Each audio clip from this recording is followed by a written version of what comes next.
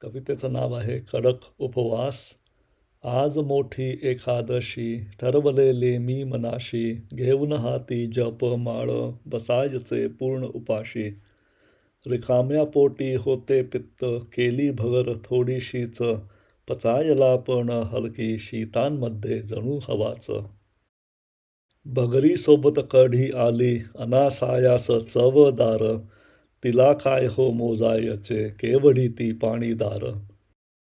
साबुदाणा त्याहून हलका तरंगतो ना कढीमध्ये, वडे तळावे की थालीपीठ, सोडविले दोन्ही करून कोडे.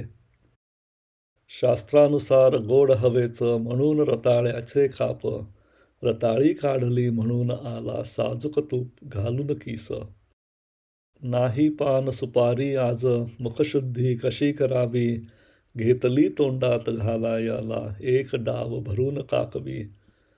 तरी बरे मी नव्हे अधाशी, तरी बरे मी नव्हे अधाशी, दोनदाच भरली माझी बशी.